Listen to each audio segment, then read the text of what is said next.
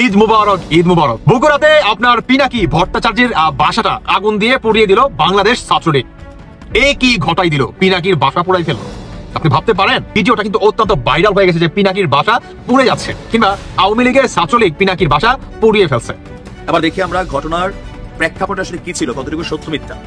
পিনাকি ভট্টাচার্যের বাড়ি হচ্ছে বগুড়া শহরে। এদিকে এবার কপাল পড়ল ডক্টর ইউনূসের। ধানমন্ডি ৩২-এর বাড়ি ভাঙার কারণে মহা বিপদে পড়তে যাচ্ছে ডক্টর ইউনূসের সরকার। এদিকে শেখ হাসিনার গোপন চক্রান্তে পা দিয়েছে ডক্টর ইউনূস। কেঁপেছে ডোনাল্ড ট্রাম্প, নিষেধাজ্ঞায় পড়তে পারে ডক্টর ইউনূস। এবার শেখ হাসিনার ফাঁদে পা দিল ডক্টর ইউনূস। সমূলে ধ্বংস হবে সরকার। ডক্টর মোহাম্মদ ইউনূস আসলে তিনি একা নিঃসঙ্গ, তার পাশে কেউ নেই। ৫ই আগস্ট সবার সমর্থন ছিল, শুধু ছাত্র জনতা, এটা একটা ভেগ টার্ম, সকল রাজনৈতিক দল, আওয়ামী লীগ বাদে সকল রাজনৈতিক দল তার পক্ষে ছিল। কিন্তু এখন মনে হচ্ছে যে না, আসলে ডক্টর ইউনূসের পাশে কেউই নেই, তার পাশে সত্যিকার অর্থে কেউ নেই। সংস্কারের নামে আমাদের সামনে যে নানান ধরনের, নানান মাত্রার এবং নানান সাইজের মূলা ঝুলিয়ে রাখা হয়েছে, তার একটি বড় প্রমাণ হচ্ছে পুলিশ সংস্কার। তাদের পক্ষ থেকে যে সুপারিশগুলো তুলে ধরা হয়েছে সেগুলো স্রেফ আমাদের সামনে লাল টকটকে মূলার মতোই মনে হচ্ছে। যে একটা মেয়ে ধর্ষণ হয়েছিল, তারা বলছিল যে না এরকম কিছু গুজব, এটাও এখানে হইতে পারে। এবার ওই হাডিগুটি আলাদা করে ওই মেয়েরও হতে পারে, যা রটে তা কিছু হলেও ঘটে। হঠাৎ করেই ট্রাম্পের এই সরকার রাষ্ট্র ক্ষমতায় আসার পর ডক্টর ইউনূস এবং ট্রাম্প সরকারের মধ্যে কেমিস্ট্রিটা কিন্তু পজিটিভ ছিল, এখনো এক ধরনের পজিটিভ আছে। বাট বাদ সাচ্ছে আরেক জায়গা থেকে, আমেরিকা থেকে ডক্টর ইউনূস সরকারের কাছে একটা বার্তা বাড়াইছে। বার্তাটা কি? ৪৮ বা ৬০ ঘন্টা যাবত যে বুলডোজার ঝড়টা গেল। আসসালামু আলাইকুম প্রিয় দর্শক শ্রোতা, আশা করি সবাই ভালো আছে। নতুন একটি ভিডিওতে সবাইকে স্বাগত। বাংলাদেশের রাজনৈতিক প্রেক্ষাপট নিয়ে ভিডিওর শুরুতে কিছু ভিডিওর অংশ বিশেষ আপনারা দেখেছেন। মূলত আজকের এই ভিডিওটিতে সেই সকল ভিডিওর বিস্তারিত আলোচনা দেখতে পারবেন। ভিডিওর শুরুতে যে সকল ভিডিও দেখেছেন তা থেকে আন্দাজ করতে পেরেছেন আজকের এই ভিডিওটি কতটুকু গুরুত্বপূর্ণ হতে চলেছে। অতএব চলুন না টেনে একটি লাইক দিয়ে সম্পূর্ণ ভিডিওটি দেখে আসি। পিনাকির বাসা পুড়াই ফেললো। আপনি ভাবতে পারেন দর্শক বন্ধুরা যারা নাকি বগুড়া থেকে ঘটনাটি দেখতেছেন, আপনারা অবশ্যই কমেন্ট করে জানাবেন যে ঘটনাটা অরিজিনালি পিওর কিনা, মানে সত্য কিনা, আপনারা অনেকেই জানাবেন। গতকালকে রাতে এই ভিডিওটা কিন্তু অত্যন্ত ভাইরাল হয়ে গেছে যে পিনাকির বাসা পুড়ে যাচ্ছে, কিংবা আওয়ামী লীগের ছাত্রলীগ পিনাকির বাসা পুড়িয়ে ফেলছে। প্রতিবাদে আওয়ামী লীগের যে ছাত্রলীগ আছে তারা এই ধরনের কাজগুলা ঘটাইতেছে, মানে দেওয়ালে একটা পর্যায়ে আমি পিঠ ঠেকে গেছে বিধায় বর্তমান এই ধরনের কাজ করতেছে। তবে একটা কথাই বলতে চাই, সেটি হচ্ছে পিনাকি বর্তমান মানে ফ্রান্সে থেকে যেভাবে একের পর এক মানে উস্কানিমূলক ভাষণ, কিংবা একে ধরতে হবে, ওকে খাইতে হবে, ওকে এই আলটিমেটাম, এইটা সেটা মানে একের পর এক কিন্তু দিয়েই চলতেছে। আর বর্তমান সমন্বয়কারীরা কিন্তু তার কথাই নাচতেছে। তো আমি একটা কথা বলতে চাই, সেটি হচ্ছে যারা নাকি পিনাকির কথাই নাচতেছে তারা কি ভাবছে যে দেশে কি স্বাধীনতার লোক নাই? দেশে কি ৭১-এ যারা নাকি বিশ্বাস করে তারা কি মরে গেছে? না, মরে নাই। যদি আজকে মরে গেছে তাহলে পিনাকির বাসায় আগুন ধরিয়ে দিতে পারতো না। অনেকেই বলবেন যে এটা তো আসলে প্রতিশোধ হয়ে গেল। তাহলে কি এই প্রতিশোধের আগুনটা তো আপনারাই লাগাইছে। ৫ই আগস্ট শেখ হাসিনার পতন ঘটাইছে, বেশ ভালো কথা। কিন্তু বর্তমান এই পিনাকি কিংবা যারা নাকি বিদেশ থেকে এই ধরনের উস্কানিমূলক কথা দিয়ে আপনার মানে স্বাধীনতার যত স্মৃতি আছে সমস্ত কিছু আপনার মাটির সাথে মিশিয়ে দেওয়ার চেষ্টা চালাচ্ছে, এদেরকে তো এভাবেই শায়েস্তা করতে হবে, তাই নাকি? তাই নয় কি বলেন? তাদেরকে তো এভাবেই শায়েস্তা করতে হবে। আন্তর্জাতিক মানবাধিকার সংস্থা আমেরিকা থেকে ডক্টর ইউনূস সরকারের কাছে একটা বার্তা বাড়াইছে। বার্তাটা কি? যে গেল ৪৮ বা ৬০ ঘন্টা যাবত যে বুলডোজার ঝড়টা গেল, আইনের দৃষ্টিতে এটাকে লিগ্যাল না ইলিগ্যাল আইনের দৃষ্টিতে। তবে যারা বিপ্লবী তারা বলছেন যে একটা সরকার পতনের পর যা ঘটবে সবটাই লিগ্যাল, ওই সরকারের সাথে যা ঘটবে। আচ্ছা, এখন আন্তর্জাতিক মানবাধিকার সংস্থা বলছে নো, আওয়ামী লীগের বিরুদ্ধে জনতার ক্ষোভ ন্যায্য। আন্তর্জাতিক মানবাধিকার সংস্থা বলছে আওয়ামী লীগ যা করছে ক্ষোভটা ন্যায্য, কিন্তু এই যে আইনের লঙ্ঘন করে তাদের বাড়িঘর ভাঙা হলো সেটাও তো অন্যায্য। পেজটা বোঝেন নাই, আসুন মূল ঘটনায় যাচ্ছি। আপনার ক্ষমতাচ্যুত আওয়ামী লীগ সরকারের বিরুদ্ধে ক্ষোভ ন্যায্য হলেও আইনের লঙ্ঘন ন্যায্য নয়। ধানমন্ডি ৩২ নম্বরে বঙ্গবন্ধু শেখ মুজিবুর রহমানের বাড়ি এবং দেশের বিভিন্ন স্থানে আওয়ামী লীগ নেতাদের বাড়িতে হামলা ভাঙচুর এবং সম্পত্তি রক্ষায় সরকারের ব্যর্থতা নিয়ে দেওয়া এক বিবৃতিতে এটা বার্তা দিয়েছে আপনার নিউ ইয়র্ক ভিত্তিক মানবাধিকার সংগঠন হিউম্যান রাইটস ওয়াচ HRW।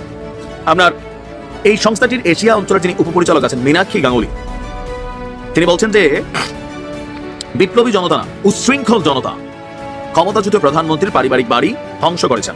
দেখেন, এই হিউম্যান রাইটস এর কারণে আগে বিএনপি অনেক সুবিধা পাইছে, আমেরিকার অনেক মানতো, ভালোবাসতো। কেন? আওয়ামী লীগের বিভিন্ন ইস্যুতে এই সংস্থারা অ্যাক্টিভ ছিল। ইভেন সরকারের বিভিন্ন জায়গাতে স্যাংশন খাওয়াইছে, ওই স্যাংশন এখনো বলবৎ আছে। আজকে আবার সেই বার্তার একটা অংশ, যখন আগে যারা মজলুম ছিল তারাই এখন ওই মানবাধিকার সংস্থার দৃষ্টিতে নির্যাতকের ভূমিকায় চলে আসছে, আর আগে যারা নির্যাতক ছিল তারা এখন মজলুম ভূমিকায়। সময়ের খেলা এটা। আপনার জাতিসংঘ মানবাধিকার কাউন্সিলের অধিবেশনে একটি সর্বসম্মত প্রস্তাব উপস্থাপন করতে অন্তর্বর্তী সরকারের প্রতি আহ্বান জানানো হয়। যদিও সরকার এখন বলছে যাতে আর এরকম কোনো ঘটনা হয় কঠোর হস্তে দমন করা হবে। HRW মনে করে বাংলাদেশের ন্যায় বিচার দেখতে আগ্রহী জনগণের জাতিসংঘ সমর্থিত প্রক্রিয়াকে সমর্থন করা উচিত, যা সহিংসতা এবং প্রতিশোধের বদলে একটি নিরাপদ গণতান্ত্রিক ভবিষ্যৎ গড়তে সহায়তা করবে। বিবৃতিতে বলা হয়েছে তথাকথিত বুলডোজার শোভাযাত্রা নামক ঘোষণা দিয়ে হামলা চালানো হয়েছে, ইভেন যা সোশ্যাল মিডিয়াতে প্রচার হয়েছে, কিন্তু কর্তৃপক্ষ মানে সরকার এই পর্যন্ত সম্পত্তি রক্ষায় ব্যর্থ হয়েছে। গত বছর আগস্টে নির্যাতন, বিচার বহির্ভূত হত্যাকাণ্ড, জোরপূর্বক গুমসহ 15 বছরের দমন পীড়নের পর ছাত্র জনতার আন্দোলনের মুখে শেখ হাসিনা পদত্যাগে বাধ্য হন, নির্বাচনে গিয়েছেন, আর ধারাবাহিক অনেকজন নির্বাচনের মাধ্যমে ক্ষমতায় ছিল তার সরকার। আর ফলে আপনার সর্বশেষ যে ঘটনা ঘটেছে এখানে বলা হয়েছে, তো বলা হয়েছে এইসব কারণে আওয়ামী লীগের বিরুদ্ধে যে ক্ষোভ বিক্ষোভ দেখা দিচ্ছে বা দেখা যাচ্ছে তা ন্যায্য, কিন্তু ওইটা ন্যায্য, ঠিক আছে, ক্ষোভ দেখাবেন, কিন্তু ক্ষোভ দেখাইয়া তাদের বাড়িঘর ভাঙা ফেলবেন, আন্তর্জাতিক মানবাধিকার সংস্থা মনে করছে এটা অন্যায্য। বাংলাদেশে আবারও মারাত্মক দমন পীড়নের দিকে ঝুঁকে পড়া উচিত নয় মনে করছে মানবাধিকার এই সংগঠনটি। বলছে যে এমন সময় ভাঙচুর হলো যখন হাসিনা তার সমর্থকদের উদ্দেশ্যে অনলাইনে ভাষণ দিচ্ছিলেন এবং প্রত্যর্পণের জন্য বাংলাদেশের কাছে বাংলাদেশ ভারতের কাছে জোর দাবি জানাচ্ছে, কিন্তু হাসিনাকে ফেরত দেওয়ার আগে ভারত সরকারকে আন্তর্জাতিক মানদণ্ড অনুসারে প্রত্যর্পণের ঝুঁকি খতিয়ে দেখতে হবে। ভারত যদি ফেরত দিতে চায়, শেখ হাসিনা দেশে আসলে তার প্রাণনাশ, প্রাণ ঝুঁকি বা যাদেরকে ফেরত দেবে সেটা কতটুকু? ডক্টর মোহাম্মদ ইউনূস আসলে তিনি একা নিঃসঙ্গ, তার পাশে কেউ নেই। 5ই আগস্ট সবার সমর্থন ছিল, শুধু ছাত্র জনতা, এটা একটা ভেগ টার্ম, সকল রাজনৈতিক দল, আওয়ামী লীগ বাদে সকল রাজনৈতিক দল তার পক্ষে ছিল এবং তার ক্ষমতায় আসা, তার শাসন কাজ চালানো, এটা সবার একটা সহানুভূতি ছিল, সমর্থন ছিল যে তিনি চমৎকারভাবে দেশ চালান, বাকিরা সমর্থন দেবে। কিন্তু এখন মনে হচ্ছে যে না, আসলে ডক্টর ইউনূসের পাশে কেউই নেই, তার পাশে সত্যিকার অর্থে কেউ নেই। যারা বলছেন যে আমরা আছি, তারা আসলে বরং আরও বেশি ক্ষতি করছে। আমি এক এক করে আসি, কয়েকটা উদাহরণ দিই। মনে করেন প্রধান রাজনৈতিক দল বিএনপির অবস্থান, বিএনপি কি চাচ্ছে? বিএনপি চাচ্ছে যদি কালকে নির্বাচন হয়, সেই কালকের নির্বাচনে তারা অংশ নেবে, তারা বিরোধিতা করবে না। বিএনপি একটি বড় রাজনৈতিক দল, বাংলাদেশের এই মুহূর্তে সবচেয়ে বড় দল, তার ধারে কাছে কোনো রাজনৈতিক দল, এটা হলো বাস্তবতা। আপনি মানেন আর না মানেন, আপনি সমর্থন করুন আর না করুন, কিন্তু এটাই বাস্তবতা। বিএনপি মনে করছে যে যেভাবে দেশের সংকটটা যাচ্ছে চলছে, এর থেকে উত্তরণে একমাত্র পথ হচ্ছে নির্বাচন। আসলে তারা ক্ষমতায় আসতে চায় এবং ক্ষমতায় আসার মতন তার পুরো সেট আপ আছে। বিএনপির 3-4 বার ক্ষমতায় ছিল, সেই ক্ষমতায় থাকা বেশ মন্ত্রীরা এখন বিএনপির সিনিয়র নেতা, পুরো সেট আপ আছে, একটা পুরো মন্ত্রিসভা করা এবং তার তৃণমূল পর্যায়ে তার পুরো উইংগুলো আছে, সেই উইংগুলো দিয়ে একটা রাজনৈতিক সরকার যেভাবে ক্ষমতায় আসে বা দেশ পরিচালনা করে সেইভাবে কিন্তু তারা চলতে পারবে, এই ব্যাপারে কোনো সন্দেহ নেই। আচ্ছা, তারপরে আসেন জামাত ইসলাম। জামাত ইসলামের অবস্থানটা কিছুটা কৌশলী, তারা মনে করছে একটু হয়তো সময় ক্ষেপণ হলে বিএনপির জনপ্রিয়তা কমবে এবং আস্তে আস্তে তার শক্তিটা আরেকটু বাড়লে সে একটা ভালো প্রতিদ্বন্দ্বিতা করে ক্ষমতায় চলে আসতে পারে, এবং এই লক্ষ্যে ইসলামী দলগুলোর সঙ্গে একটি জোট করছে। তারপরে ছাত্রদের যে নতুন রাজনৈতিক দল, তাদের সুসম্পর্ক, অর্থাৎ একটা বড় একটা জোট করে তারা নির্বাচন করলে তারা মনে করে যে পরিস্থিতি পাল্টে যাবে। তার মানে তারাও নির্বাচন চায়, তবে কৌশলগতভাবে তারা একটু স্লো যেতে চায়। তারা বলছে যে বিচার হোক আগে, সংস্কার হোক আগে, তারপরে। কিন্তু তাদের ভেতরের আকাঙ্ক্ষাটা হচ্ছে যে তারা ক্ষমতায় আসবে, সুতরাং সেই অর্থেও কিন্তু ডক্টর ইউনূসের পাশে তারা কিন্তু নেই। আচ্ছা, ছাত্ররা গণঅভ্যুত্থানে যারা নেতৃত্ব দিয়েছিল, সেই ছাত্ররা কি আছে? ছিল তারা। ডক্টর ইউনূস নিজে বলেন যে আমাকে আসলে ক্ষমতায় এনেছে ছাত্ররা। আর যে সর্বশেষ সাক্ষাৎকারটি প্রচার হয়েছে সেভাবে বলেছেন তিনি হাসপাতালে বেড়েছিলেন, ছাত্রদের পক্ষ থেকে বারবার অনুরোধ করার পর তিনি রাজি হয়েছেন এবং তিনি বলেন মাহফুজ আলমকে তিনি পরিচয় করে দিয়েছেন মার্কিন যুক্তরাষ্ট্রের যে মাস্টার মাইন্ড। তিনি সবসময় ছাত্র তরুণদেরকে ভরসা করেন এবং মনে করেন যে তার ক্ষমতার ভিত্তি তারা। কিন্তু সাম্প্রতিক ঘটনায় অনেকের কাছে পরিষ্কার হয়েছে যে এই ঘটনাটা ডক্টর ইউনূসের জন্য হিতে বিপরীত হয়েছে, তাকে আরও পিছিয়ে দিয়েছে। তার একটা আন্তর্জাতিক ভাবমূর্তি প্রশ্নবিদ্ধ হয়েছে, তার আইনের শাসন, তার শাসন ব্যবস্থা ধাক্কা খেয়েছে এই কারণে যে ডক্টর ইউনূসের একটা পুরো রাজনৈতিক কাঠামো, সরকার, প্রশাসন, পুলিশ থাকার পরেও যে ধরনের ঘটনা 5ই ফেব্রুয়ারি ঘটেছে, তারপর 2-3 দিন ধরে যেই ধরনের প্রায় 35 থেকে 40টা জেলায় যে ধরনের তাণ্ডব চলেছে, ভাঙচুর হয়েছে, অগ্নিসংযোগ হয়েছে, এটার দায় অনেকটা তার উপরই বর্তেছে।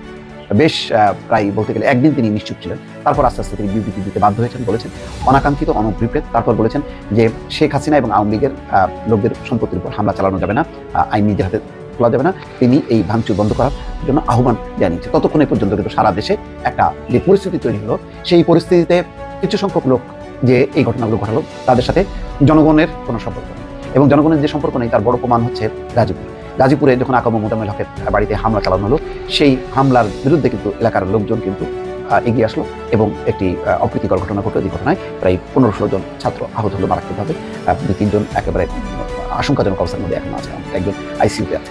তো এই পরিস্থিতিটা তৈরি হলো কেন? তার মানে জনগণকে তার পাশে থাকলো। কিন্তু এটা 5ই আগস্ট যদি বলেন বা 6ই আগস্ট, এটা অকল্পনীয় ব্যাপার ছিল, হাজার হাজার মানুষের ইনভলভমেন্ট ছিল। এবং যেভাবে বুলডোজার চালানো হলো 32 নম্বরে, যেভাবে প্রকাশ্যে লুটপাট হচ্ছে, সেই সিমেন্ট, রড, বালুর জিনিসপত্র নিয়ে যাচ্ছে, সেখানে পুলিশ প্রশাসন নির্বিকার তাদের সামনে, এটা কিন্তু মানুষ কিন্তু বিস্মিত হলো, অবাক হলো এবং ধাক্কা খেলো। তাদের কাছে মনে হলো যে সরকার বলে কোনো কিছু নেই। তাহলে শেখ হাসিনার বক্তব্যকে কেন্দ্র করে এই যে পরিস্থিতিটা তৈরি হলো, এই পরিস্থিতিতে কি ডক্টর ইউনূস লাভবান হলো? হয়নি। বলা হলো যে এর জন্য ভারত দায়ী, শেখ হাসিনা দায়ী। ভারত বলল যে না, আমরা দায়ী না, এটা শেখ হাসিনা তার নিজস্ব ভাষণ, আর বাংলাদেশের এই ঘটনার সঙ্গে ভারতকে যুক্ত করার কোনো প্রশ্নই ওঠে না। এবং সংস্কারের নামে আমাদের সামনে যে নানান ধরনের, নানান মাত্রার এবং নানান সাইজের মূলা ঝুলিয়ে রাখা হয়েছে, তার একটি বড় প্রমাণ হচ্ছে পুলিশ সংস্কার। সরকারের পক্ষ থেকেও যে হাত ডাক দেওয়া হচ্ছে পুলিশকে লাইন আনার জন্য, পুলিশের ভেতরকার আমূল পরিবর্তনের জন্য, এমনকি পোশাক পরিবর্তনের কথা বলা হচ্ছে। পাশাপাশি অন্তর্বর্তী সরকার গঠিত যে পুলিশ সংস্কার কমিশন, তাদের পক্ষ থেকে যে সুপারিশগুলো তুলে ধরা হয়েছে, সেগুলো স্রেফ আমাদের সামনে লাল টকটকে মূলার মতোই মনে হচ্ছে। কেন এই কথা বলছি? আইন শৃঙ্খলা পরিস্থিতি রিস্টোর করা যায়নি, এবং সরকারের পক্ষ থেকে কি বলা হচ্ছে যে আওয়ামী লীগ সরকারের সময় যেই পুলিশ সদস্যদের নিয়োগ দেওয়া হয়েছিল, তারা এখনো পর্যন্ত প্রশাসনের মধ্যে ঘাপটি মেরে বসে আছে, এবং প্রশাসনের উচ্চ পর্যায়ের যে কর্মকর্তারা, সেগুলো তারাও আওয়ামী লীগের নিয়োগকৃত। অতএব তারা সরকারের বিরুদ্ধে ষড়যন্ত্র করতে নানান ধরনের উদ্যোগ পরিকল্পনা বাস্তবায়ন করার চেষ্টায়। আসলে এগুলো কতটা, এই যে আইন শৃঙ্খলা পরিস্থিতি রিস্টোর করা যাচ্ছে না, তার পেছনে তো একটি অন্যতম বিষয়, শারীরিক এবং মানসিকভাবে পুলিশ নানানভাবে আক্রমণের শিকার হচ্ছে। শুধু আক্রমণের শিকার নয়, পুলিশ যখন আসামি ধরতে যাচ্ছে তাকে নানানভাবে বেগ পেতে হচ্ছে।